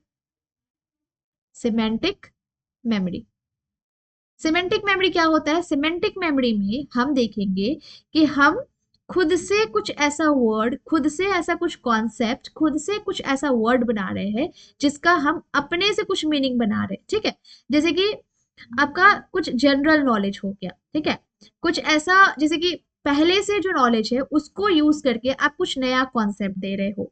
ठीक है, कुछ नया कॉन्सेप्ट दे रहे हो, कुछ नया वर्ड दे रहे हो, कुछ नया मीनिंग दे रहे हो, तो दिस इज आपका सिमेंटिक मेमोरी। ठीक है, नेक्स्ट मैं आपको बताऊंगी वर्किंग मेमोरी के बारे में। वर्किंग मेमोरी, देखो ये जो टाइप्स ऑफ मेमोरी है ना, ये मैंने बहुत अच्छे से एक प्रीवियस क्लासेस में पढ़ाया है, आप वहां से भी देख सकते हो। अगर लिंक चाहिए तो मुझे बता देना, मैं दे दूंगी आपको। तो वर्किंग मेमोरी मतलब ये हुआ ना, मान लो आपको आपके फ्रेंड के एड्रेस पे रीच आउट करना है और आप फर्स्ट टाइम यहाँ विजिट कर रहे हो। तो होता ये है कि आपको तो पता नहीं है एक्चुअल का रास्ता क्या है, तो आपकी फ्रेंड आपको कॉल पे सारा कुछ इन्फॉर्म करती है, और वही नॉलेज को, उसी चीज को आप माइंड में याद रख के आप उसके घर को विजिट करते हो। This is the working memory, मतलब जब तक हमारा वो टास्क कंप्लीट नहीं हो जा रहा है, हमारे माइंड में वो चीज चल रहा है, that is a working memory. आप उसके घर पहुंच गए, उसके बाद कोई जरूरत नहीं है एड्रेस याद रखने का, फिर आप 2-3 बार घर जाओगे, उसको याद अपने का आप हो जाएगा। तो वर्किंग मेमोरी भी आपका शॉर्ट टर्म होता है। क्या मैंने बोला? आप उसके घर पहुंच गए, उसके बाद आपको कोई जरूरत नहीं है याद रखने का, तो this is a short term memory होता है। ठीक है, जो आप टेम्पोरी बेसिस पे अपने माइंड में स्टोर करके रखते हो, टेम्पोरी बेसिस से, टेम्पोरी टाइम के लिए। ये आपका लर्निंग होता है एंड फॉरगेटिंग होता है। जैसे कि आप अपने फ्रेंड के घर विजिट करना है, तो आपने उनसे एड्रेस पूछा, उन्होंने आपको एड्रेस बताया, आप जब उसे रीच आउट कर ले रहे हो, बस उतना ही याद रख रहे हो। This is a working memory. ये किसका कॉन्सेप्ट है? वर्किंग मेमोरी का कॉन्सेप्ट है। अब हम सबसे लास्ट में आते हैं, that is a short term memory. Short term memory, short term memory बहुत ही इजी है। ओटीपी याद रखना, कितना शॉर्ट टर्म, सबसे ज्यादा शॉर्ट टर्म होता है, तो ओटीपी याद रखना, that is a short term memory. किसी का फोन नंबर याद रखना, जैसे कि मैं क्लास ले रही हूँ और मान लो मुझे कुछ अर्जेंट नंबर याद रखना है, तो मैंने आपको बताया और बोला मैं जस्ट क्लास खत्म करूंगी तो मुझे ये नंबर आप बता देना, तो आप बस उतना ही देर के लिए वो नंबर याद रख रहे हो। ठीक है, उसके बाद आप नंबर को याद नहीं रख रहे हो, तो that is a short term memory, जहां पे हम small amount of information, small amount of information store करके रख रहे हैं अपने माइंड में, एंड आपको प्रोवाइड कर दे रहे हैं, सामने वाले को प्रोवाइड कर दे रहे हैं, उसके बाद हमें उस इंफॉर्मेशन से कोई लेना देना नहीं है। तो ये है आपका types of memory. Episodic memory जो लॉन्ग टर्म के लिए होता है, जैसे कि मैंने आपको मल्टीपल एग्जांपल्स दिया, तो उस एग्जांपल को नोटबुक में लिख सकते हो, जैसे कि फर्स्ट क्लास कैसा था, फर्स्ट स्कूल डे कैसा था, फर्स्ट बर्थडे कैसा था। ठीक है, आपका फेवरेट इवेंट कौन सा था, आपका फेवरेट ड्रेस कौन सा था, तो ये सब आपका माइंड में लंबे समय तक छप जाते थे। This is episodic. Semantic memory जो हम खुद से क्रिएट कर रहे हैं, जो हम खुद से क्रिएट करें। वर्किंग मेमोरी जो आपका शॉर्ट टर्म, टेम्पोरी बेसिस पे होता है, शॉर्ट टर्म। और आपका हो गया जैसे ओटीपी का एग्जाम्पल मैंने जैसे कि आपको बताया।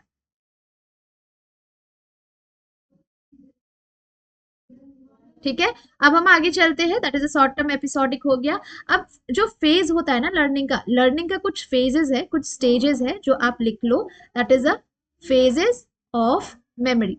Phases of memory, phases of memory मतलब ये हुआ कि सबसे पहले कोई भी पर्सन जो होता है ना, फेजेस ऑफ मेमोरी में सबसे पहले हम लर्न करते हैं, कुछ भी चीज लर्न करते हैं, तो सबसे पहले हमारा लर्निंग होता है। क्या होता है? लर्निंग।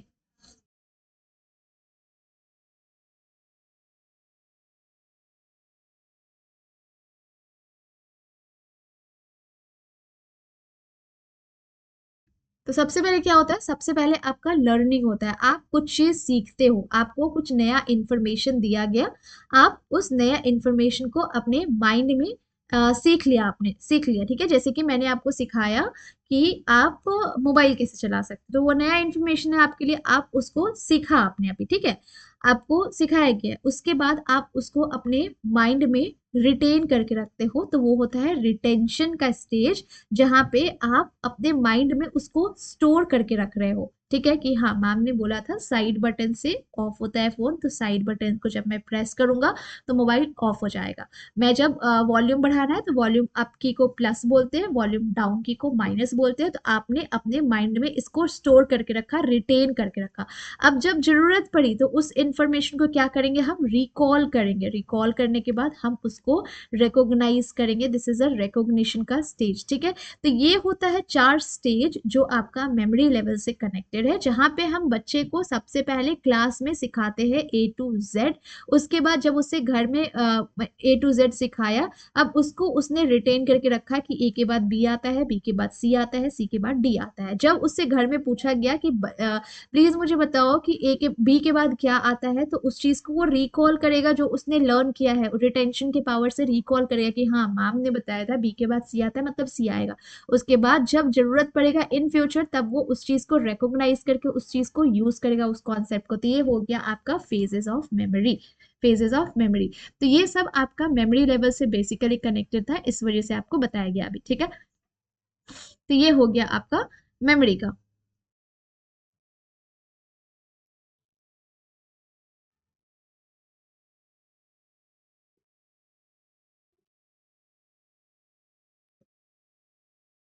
ठीक है, तो आई होप यहाँ तक आपका सब कुछ क्लियर होगा। अगर कोई कुछ डाउट होता है तो आप मुझे बता सकते हो, ठीक है। मैं आपका डाउट क्लियर करूंगी, ओके। अब हम आगे बढ़ते हैं। आगे आता है अंडरस्टैंडिंग लेवल। अंडरस्टैंडिंग लेवल मैंने जैसे कि आपको बताया, अंडरस्टैंडिंग लेवल बस किसी और ने दिया है, दैट इज आपका मोरिसन। मोरिसन हम ऐसे पढ़ेंगे, मॉरिसन लिखा है एक्चुअली, बट यहाँ पे मैंने स्पेलिंग चेंज करके इसको मोरिसन बहुत अंडरस्टैंडिंग है। मोरिसन बहुत अंडरस्टैंडिंग है। मोरिसन बहुत अंडरस्टैंडिंग है, मतलब अंडरस्टैंडिंग लेवल किसने दिया है, मॉरिसन ने दिया है, ठीक है। क्लियर है, ऐसे याद हो जाएगा। अंडरस्टैंडिंग लेवल में जहां पे हम समझते हैं, सीखते हैं, हम फैक्ट से कनेक्ट करते हैं हर एक चीज को। क्योंकि मैम ने ए फॉर एप्पल बताया था, एंड एप्पल एक रेड कलर का होता है, जो कि हमने ट्री पे भी देखा था, तो हम इस चीज को फैक्ट से कनेक्ट कर रहे हैं कि मैम ने एप्पल रेड क्यों बताया था, क्योंकि एप्पल सही में रेड होता है, और मैंने ट्री से उसको वेरीफाई भी किया, ट्री पे जो फ्रूट्स लगे उससे वेरीफाई भी किया, एंड उससे हमें पता लगा कि एप्पल सही में रेड कलर का होता था। अंडरस्टैंडिंग में हम क्या करते हैं, हमें जो कुछ भी पढ़ाया जा रहा है, जो कुछ भी सिखाया जा रहा है, उसको हम फैक्ट से कनेक्ट करते हैं। किससे, फैक्ट से कनेक्ट करते हैं, ठीक है। तो यहाँ हम चीजों को एग्जाम्पल से कनेक्ट करते हैं, यहाँ हम एग्जाम्पल से जनरलाइज करते हैं, एक रिलेशनशिप बनाने की कोशिश करते हैं। देखो जो मैंने ये कीवर्ड्स बोला ना, ये आपका ना अंडरस्टैंडिंग का कीवर्ड है। क्या क्या बोला मैंने, एग्जाम्पल। जब क्वेश्चन आए और वहां पे एग्जाम्पल दिया हो क्वेश्चन में, तो एग्जाम्पल देख के ही अंडरस्टैंडिंग मार्क कर दो, इससे आपका टाइम भी सेव होगा और आपका आंसर भी सही होगा। फैक्ट होता है, फैक्ट से कनेक्ट करते हैं हम, रिलेशनशिप क्रिएट करते हैं, रिलेशनशिप क्रिएट करते हैं, ठीक है। तो ये हो गया अंडरस्टैंडिंग लेवल का, जो कि सबसे ईजी था, ठीक है। अंडरस्टैंडिंग लेवल में स्टूडेंट अपना थोड़ा थिंकिंग यूज करते हैं, जैसे कि आपने एप्पल के रेड कलर को थिंकिंग से सोच करके देखा कि नहीं सही में एप्पल रेड कलर का होता है, ठीक है। तो ये आपका अंडरस्टैंडिंग लेवल में आप जो कुछ भी सीखते हो, जो कुछ भी समझते हो, वो बेसिकली आपका रिफ्लेक्टिव में हेल्प करता है, ठीक है। रिफ्लेक्टिव से पहला लेवल अंडरस्टैंडिंग, अंडरस्टैंडिंग में जो कुछ भी सीख रहे हैं वो हम रिफ्लेक्टिव में यूज करने वाले हैं, ठीक है। तो इसका डीमेरिट बस ये होता है कि हम यहाँ पे थोड़ा सब्जेक्ट सेंटर्ड होते हैं। जैसे कि हमने एल्जेब्रा में जो मैथ्स पढ़ा है, एल्जेब्रा में मैथ्स हम बस उसी तक ही लिमिटेड है, तो this is a subject centre. Reflective level क्या होता है, रिफ्लेक्टिव लेवल आपका जो सबसे ज्यादा थॉटफुल होता है, जहां पे हम सबसे ज्यादा सोचते हैं, तो ये हंट। हंट मतलब क्या होता है, हंट हंट हंट करना है ना, हंट करना। तो रिफ्लेक्टिव मतलब हंट करना, जिसको हम इंट्रोस्पेक्टिव लेवल भी बोलते हैं। तो यहाँ पे लिख लो, this is known as introspective level as well. Introspective level भी बोलते हैं इसको, ये सबसे हाईएस्ट लेवल होता है, ये भी लिख लेना, एच फॉर हन, H for highest level, highest level, ठीक है। हाईएस्ट लेवल होता है जहां पे हम प्रॉब्लम को देख रहे हैं, खुद भी सोल्यूशन खोज रहे, खुद भी रिजल्ट देख रहे हैं, अगर सही नहीं लगा फिर से उस पर वर्क कर रहे हैं, केयरफुल थॉट, हम उस पर thinking again and again, deeply सोच रहे हैं उसके बारे में, ठीक है, कि क्या ये सही है, क्या ये गलत है। तो ये आपका सबसे ज्यादा सोचने वाला, most thoughtful and highly useful level of teaching होता है, जहाँ पे हम प्रॉब्लम को आइडेंटिफाई कर रहे हैं, उसका सोल्यूशन भी खुद खोज रहे हैं, उसको क्रिएटिव वे से हैंडल कर रहे हैं, सारा कुछ हम खुद ही कर रहे हैं, ठीक है, मतलब हम ही सब कुछ है। यहाँ पे सबसे ज्यादा एक्टिव कौन होता है? लर्नर सबसे ज्यादा एक्टिव होता है, स्टूडेंट एक्टिव होता है सबसे ज्यादा, ठीक है। तो ये हो गया आपका रिफ्लेक्टिव लेवल का। तो लेवल्स भी मैंने आपको बता दिया, हाईएस्ट में कौन सा कंसिडर्ड होगा ये भी बता दिया। अब किसी किसी बुक में ना एक ऑटोनोमस लेवल भी दिया हुआ है, ऑटोनोमस लेवल। अब ऑटोनोमस लेवल बेसिकली हम इस लेवल में कंसिडर नहीं करेंगे, ये आपका अलग से मैं आपको बता रही हूँ। ऑटोनोमस लेवल मतलब होता क्या है? मॉडल्स ऑफ टीचिंग 3 होते हैं, लेवल्स ऑफ टीचिंग 3 होते हैं। ये ऑटोनॉमस लेवल एडिशनल ऐड किया गया है, बट ये एडेड नहीं है, इसका बस मीनिंग जान लो कि ऑटोनॉमस लेवल होता क्या है। ऑटोनॉमस ऑटोनॉमस लेवल जिसको हम नेचुरल लेवल बोलेंगे।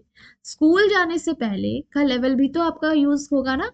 स्कूल जाने से पहले जो कुछ भी आप सीख रहे हो, जो कुछ भी समझ रहे हो, आपके पेरेंट्स जो सिखा रहे हैं, आपके फ्रेंड्स जो सिखा रहे हैं, आपके सिस्टर्स ब्रदर्स, आपके रिलेटिव्स जो सिखा रहे हैं, वो सब किस में आएगा?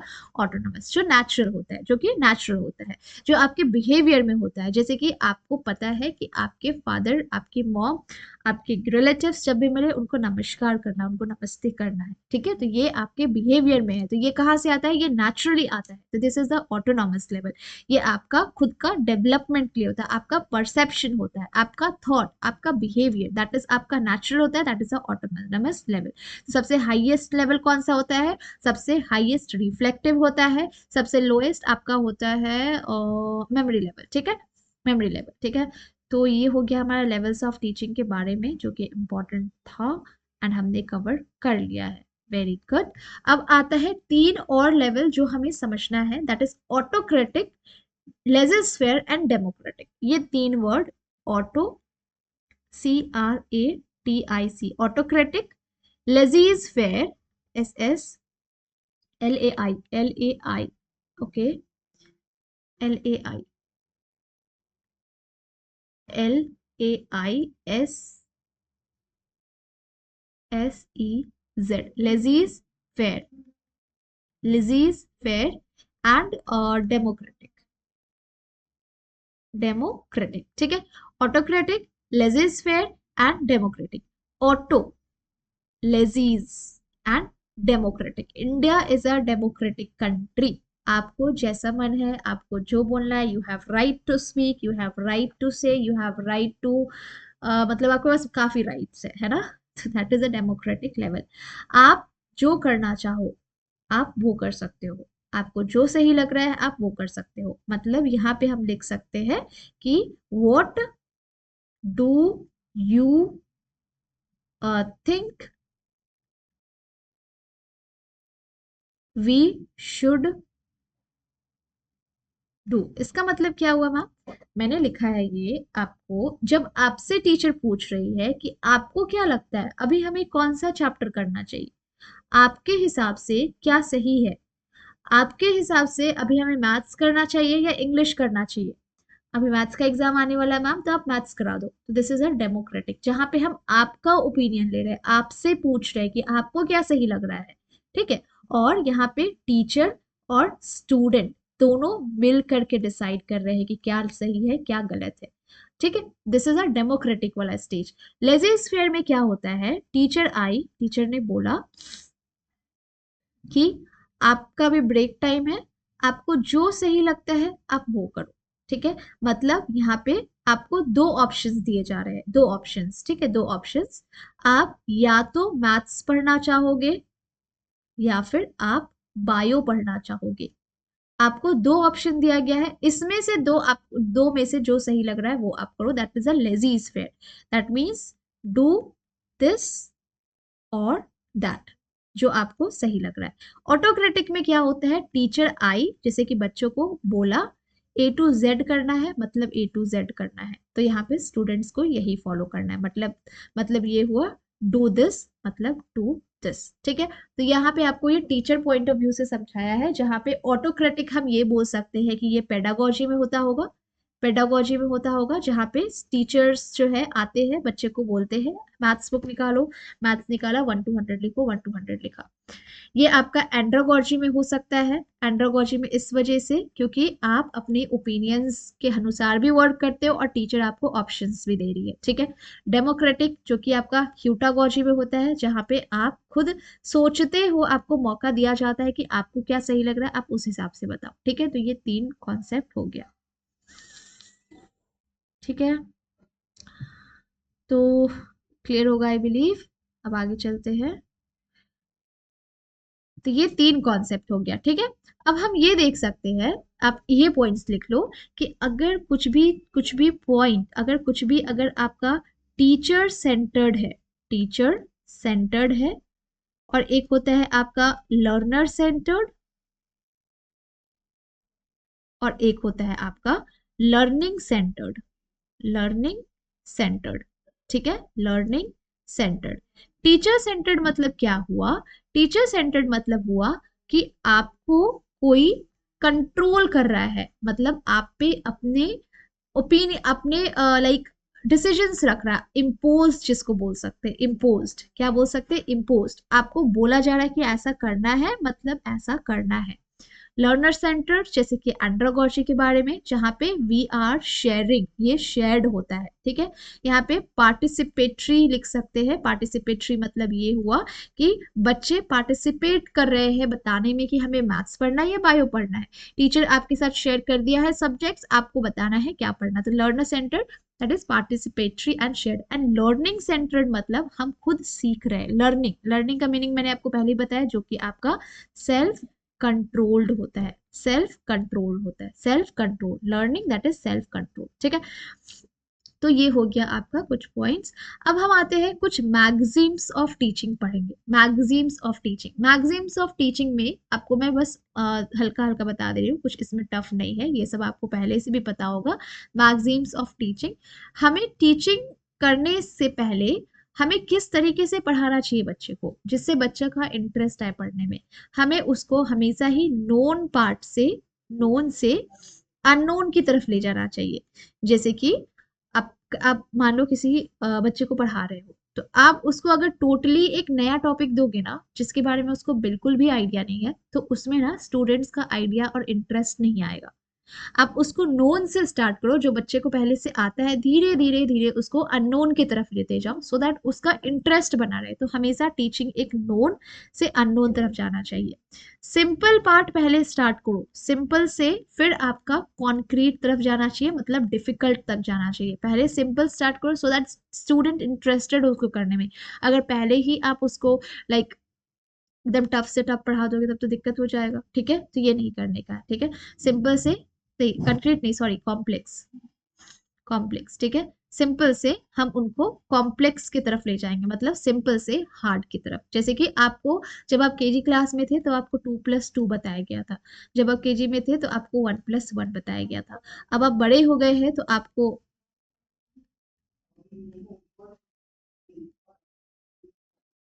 अब इसको ऐड करो। यही मैं आपको बच्चे, जब छोटे बच्चे को दे दूं तो ये कर पाएंगे? नहीं, पहले ही भाग जाएंगे, नहीं नहीं मैम मुझे नहीं करना, आप मुझे मत दो, है ना।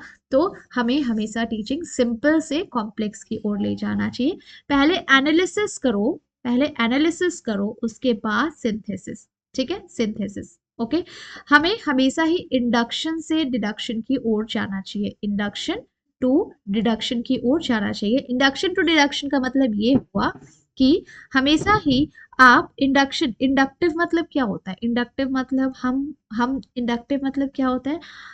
GDP, PIG, याद है? PIG, दैट इज पर्टिकुलर चीज से हम एक जनरल की ओर जाते हैं। डिडक्टिव में जनरल से हम पर्टिकुलर की ओर जाते हैं, ठीक है। समझ में आ रहा है? GDP, PIG वाला कॉन्सेप्ट जो मैंने आपको क्लास में पढ़ा हुआ है, इसको अच्छे से समझने के लिए आप डिटेल क्लास को विजिट करिए प्लीज। वैसे अभी मैं बता दे रही हूँ, इंडक्शन मतलब ये हुआ कि हमारे पास एक पर्टिकुलर, जैसे कि मैंने पर्टिकुलरली काउंट करना शुरू किया, ये एक पेन हुआ, ये दूसरा पेन हुआ, ये तीसरा पेन हुआ, ये चौथा पेन हुआ, ये पांचवा ब्रश हुआ, ये स्केल हुआ। तो एक पर्टिकुलर कर करके मैं सब कुछ को काउंट कर रही हूँ, ठीक है। तो ये हुआ पर्टिकुलर से मैं एक जनरल पे आ रही हूँ कंक्लूजन कि मेरे पास बहुत सारा पेन है। ठीक है। तो पर्टिकुलर से जनरल की ओर, और डिडक्टिव में क्या होता है कि हमारे पास ऑलरेडी कुछ कॉन्सेप्ट बना हुआ है, उसको हम वेरीफाई करने के लिए हम पर्टिकुलर की ओर जाते हैं, ठीक है। तो ये हुआ आपका पॉइंट्स। हम एक्चुअल से रिप्रेजेंटेटिव की ओर जाते हैं, एक्चुअल से रिप्रेजेंटेटिव की ओर जाते हैं। तो देखो ये तो इजी इजी पॉइंट्स है, मुझे नहीं लगता आप इसमें अटकोगे, तो इसको हम ऐसे ही कर देते हैं कंप्लीट। अब आता है दूसरा point, high road transfer versus low road transfer. तो ये हाई रोड ट्रांसफर और लो रोड ट्रांसफर क्या होता है वो देखो।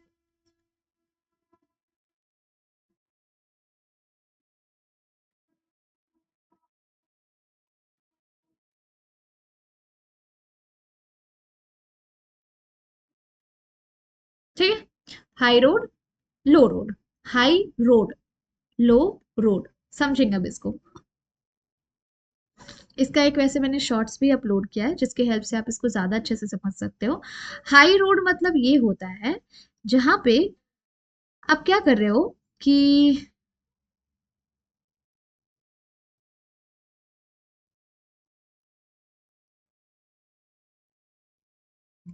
हाँ जैसे मान लो हाई रोड लो रोड, ठीक है। बेसिकली यहाँ पे ट्रांसफर हो रहा है, किस चीज का ट्रांसफर हो रहा है, हमारे नॉलेज का ट्रांसफर हो रहा है। किसका, नॉलेज का। यहाँ पे भी ट्रांसफर हो रहा है, किसका ट्रांसफर हो रहा है, नॉलेज का ट्रांसफर हो रहा है, ठीक है, नॉलेज का ट्रांसफर हो रहा है। हाई मतलब क्या हुआ, हाई ज्यादा ज्यादा, ठीक है, ज्यादा ज्यादा फायदा हो रहा है। जैसे कि मान लो मैंने बाइसाइकिल्स चलाना सीखा है, तो अब मुझे स्कूटी चलाने में कोई डिफिकल्टी नहीं होगी। तो यहाँ पे क्या हो रहा है, मैं अपना प्रीवियस नॉलेज को क्या कर रही हूँ, करंट सिचुएशन में अप्लाई कर रही हूँ, करंट सिचुएशन में अप्लाई कर रही हूँ, और इससे मैं कुछ नया सीख पा रही हूँ। तो this is a high road transfer, जहां पे लर्नर जो है क्या कर रहा है, नया सिचुएशन को सीखने के लिए प्रीवियस लर्निंग को यूज कर रहा है, नया सिचुएशन को सीखने के लिए, नया सिचुएशन को समझने के लिए प्रीवियस लर्निंग को यूज कर रहा है। तो ये हुआ आपका हाई रोड ट्रांसफर। और ये आपका क्या होता है, लो रोड में ये आपका वेल स्किल मतलब वेल स्टैब्लिश स्किल, यहाँ पे आप नॉलेज को ऑटोमेटिकली अप्लाई करते हो, ऑटोमेटिकली अप्लाई करते हो नॉलेज को, ठीक है। आपको सिमिलर सिचुएशन दी जाती है, और सिमिलर सिचुएशन में आपने पहले से जो सीखा है वो ऑटोमेटिक उस चीज को आप सीख ले रहे हो, यूज कर ले रहे हो। This is a low road transfer.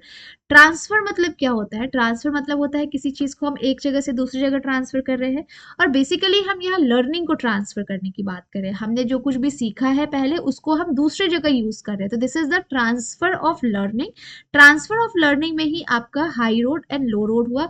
उसी से आपका आता है एक पॉजिटिव ट्रांसफर, एक आता है पॉजिटिव ट्रांसफर ऑफ लर्निंग, एक होता है नेगेटिव ट्रांसफर ऑफ लर्निंग, और एक होता है zero transfer of learning, zero transfer of learning, ठीक है। Positive transfer of learning, positive transfer of learning, एक होता है आपका negative transfer of learning, transfer of learning. देखो मैं एक बात बता रही हूँ, ये अगर हाई रोड और लो रोड यहाँ पे अच्छे से समझ नहीं आया ना, तो मैं शॉर्ट्स जो है डिस्क्रिप्शन में डाल दूंगी, वहां से भी आप इसको क्लियर कर सकते हो। अभी हम लोग बेसिकली पॉजिटिव, नेगेटिव और जीरो ट्रांसफर ऑफ लर्निंग में आते हैं। पॉजिटिव मतलब क्या हो रहा है, कुछ अच्छा हो रहा है ना, पॉजिटिव मतलब क्या हो रहा है, कुछ अच्छा हो रहा है, कुछ हम अपने प्रीवियस, ट्रांसफर ऑफ लर्निंग का मतलब मैंने बता दिया आपको क्या होता है। अब पॉजिटिव मतलब क्या, कुछ गुड, कुछ अच्छा, कुछ बहुत ही अच्छा हो रहा है। जहां पे जैसे कि मान लो हम स्कूटी वाला ही एग्जाम्पल ले लेते हैं, इजी वाला, कि मुझे साइकिल चलाना आता है, तो इससे मैं स्कूटी अच्छे से चला पा रही हूँ। तो ये क्या हुआ, पॉजिटिव ट्रांसफर ऑफ लर्निंग, ये क्या हुआ, पॉजिटिव ट्रांसफर ऑफ लर्निंग। अब जैसे कि मान लो किसी बच्चे ने सीए का कोर्स किया होगा, तो अभी ना उसको नेट जेआरएफ के कोर्स में अकाउंट्स का क्लासेस काफी इजी लगेगा, राइट। उसको इनकम टैक्स का क्लासेस काफी इजी लगेगा, राइट। तो ये क्या हुआ, पॉजिटिव ट्रांसफर ऑफ लर्निंग, जहां पे हम ये प्रीवियस नॉलेज को बहुत ही सक्सेसफुली अपने करंट लर्निंग में यूज करें। और यहाँ पे जो ट्रांसफर ऑफ लर्निंग हो रहा है, दिस इज अ पॉजिटिव, ये पॉजिटिव तरीके से हो रहा है, जहाँ पे हम अच्छे तरीके से हम सीख पा रहे, समझ पा रहे। क्यों, क्योंकि हम पुराना चीज को यहाँ पे भी यूज कर रहे हैं, प्रीवियस नॉलेज को, प्रीवियस एक्सपीरियंस को, प्रीवियस लर्निंग को हम यहाँ यूज करें किसी नया चीज को सीखने में। लेकिन नेगेटिव कब होता है, नेगेटिव तब होता है जब मेरा प्रीवियस लर्निंग करंट लर्निंग को खराब करता है। जैसे कि मान लो मैं एक एग्जांपल दे रही हूँ, ठीक है, दिल पे मत लेना, कि आपने पहले कोई वाईटी क्लास देखा है, ठीक है। अब वाईटी क्लास में आपने सीखा कि मेमोरी लेवल जो होता है ना, ये बेसिकली चाइल्ड के लिए होता है, और आपने अभी तक यही सीखा और इसी चीज को सही मानते हुए आ रहे हो। अब मेरे क्लास में मैंने आपको क्या बताया, मेरे क्लास में, दैट इज निधि मैम की क्लास में, निधि मैम के क्लास में मैंने आपको बताया कि मेमोरी लेवल जो होता है ना, ओ मेमोरी तो चाइल्ड के लिए होता है, मैंने यहाँ बाय मिस्टेक एम ही लिख दिया। मान लो यहाँ पे एंड्रागोजी बताया गया था, मैंने आपको बोला कि नहीं मेमोरी चाइल्ड के लिए होता है, तब आप क्या करोगे, आप मुझसे बोलोगे नहीं मैम आप तो गलत बता रहे हो।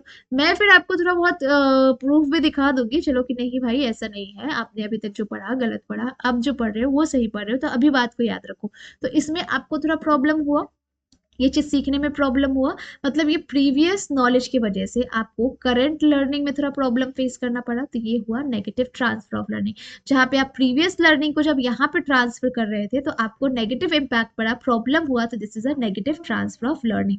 जैसे कि मान लो कहीं कहीं ना, अभी तो क्या है आपको कि हम जब ड्राइव करते हैं तो आप राइट साइड में ड्राइव करते हो, राइट साइड व्हीकल्स, ठीक है, बट कहीं कहीं ना आपको लेफ्ट साइड करना होता है, लेफ्ट साइडेड व्हीकल ड्राइव करना होता है। तो यहाँ पे आप जो सीखा है, अब इस चीज को यहाँ पे यूज करने में तो प्रॉब्लम होगा, आप क्या बोलोगे मैंने तो अभी तक ऐसा ही सीखा था, अब मुझे ये सीखना पड़ेगा, अब तो मुझे प्रॉब्लम हो सकता है। This is a negative transfer of learning, जहाँ पे आपकी प्रीवियस लर्निंग की वजह से आपका करेंट लर्निंग में थोड़ा प्रॉब्लम आ रहा है, करेंट लर्निंग प्रॉपर तरीके से नहीं हो पा रही है।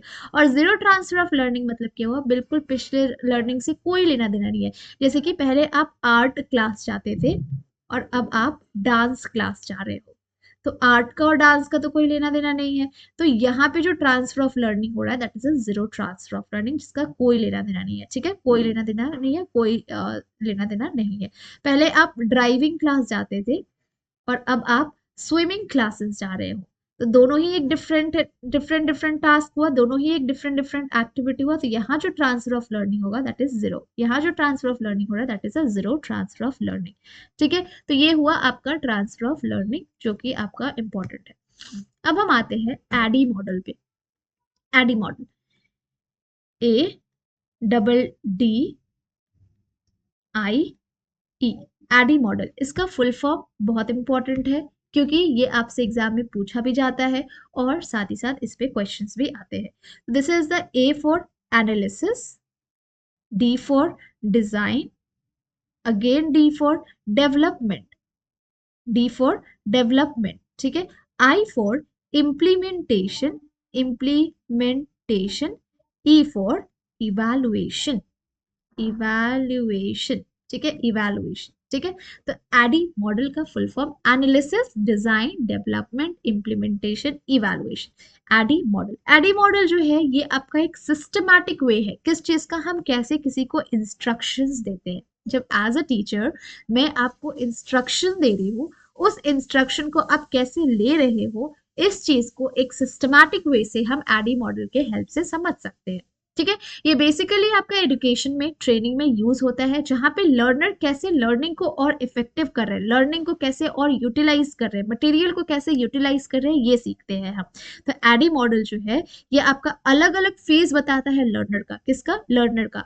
जहां पे ए का मतलब होता है एनालिसिस, एनालिसिस मतलब ये हुआ कि मैंने मान लो आपको कुछ बताया, ठीक है, आप कुछ सीखा आपने, अब आप क्या करोगे, अब आप उस चीज को सीखने से पहले आप देखोगे क्या मुझे इसका नीड है, क्या इसको सीख करके मेरा गोल कंप्लीट हो सकता है, क्या मेरा जो लाइफ का ऑब्जेक्टिव है क्या वो मैं कंप्लीट कर सकता हूँ इसका सीख करके। तो आप एनालिसिस करते हो, ठीक है, चेक करते हो, डिटरमाइन करते हो, एंड उस चीज को डिटरमाइन करके आप देखते हो कि क्या मुझे ये सीखना चाहिए या नहीं सीखना चाहिए। तो यहाँ पे आप लिख सकते हो हम डिटरमाइन कर रहे हैं, हम चेक कर रहे हैं, हम आइडेंटिफाई कर रहे हैं कि क्या मुझे इसका नीड है, क्या मुझे इसका जरूरत है, क्या मुझे ये नॉलेज लेना चाहिए, मेरे एग्जिस्टिंग नॉलेज के साथ क्या मुझे ये हेल्प करेगा।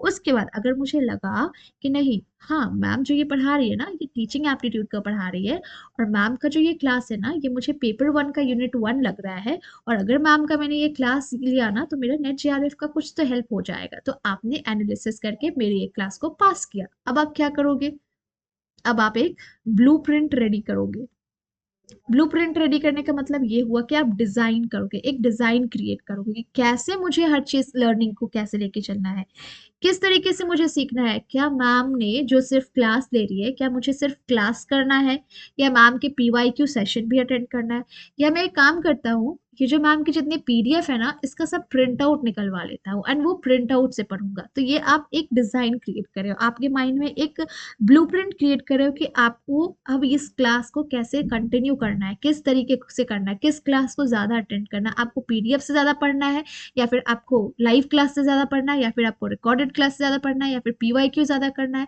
कि आप माइंड में एक डिजाइन प्रिपेयर कर रहे हो, ठीक है। तो डिजाइन आपका जो होता है दैट इज अ ब्लूप्रिंट के जैसा होता है, जो कि आपके लिए एक गाइड का काम करता है। गाइड के लिए आपको बताता है कि आपको क्या करना चाहिए, क्या नहीं करना चाहिए। ये गाइड के लिए होता है, मतलब आपका बेसिकली इसमें डेवलपमेंट हो पाता है। क्या होता है? डेवलपमेंट हो पाता है। उसके बाद हम आएंगे डेवलपमेंट फेज में, जहाँ पे आपने फाइनल किया कि मैं ना मैम का वाईटी का लाइव क्लास देखूंगा एंड सारे पीडीएफ को प्रिंट कराऊंगा। तो अब उस चीज को कराने के बाद आप अपना एक्चुअल लर्निंग अब कर रहे हो, एंड एक्चुअल लर्निंग को करने से आपका बेसिकली डेवलप हो रहा है, नॉलेज और डेवलप हो रहा है।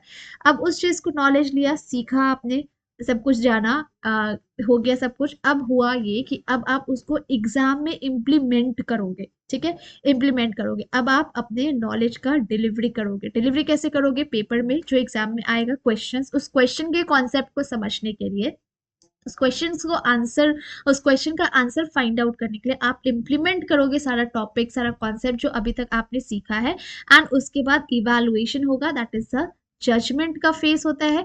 जजमेंट का फेज मतलब जहाँ पे आप जज करोगे कि क्या मैंने जो किया, क्या मैंने जो पढ़ा, क्या मैंने जो क्लासेस की, वो मुझे हेल्प आई या नहीं आई, क्या मुझे उससे फायदा हुआ या नहीं हुआ।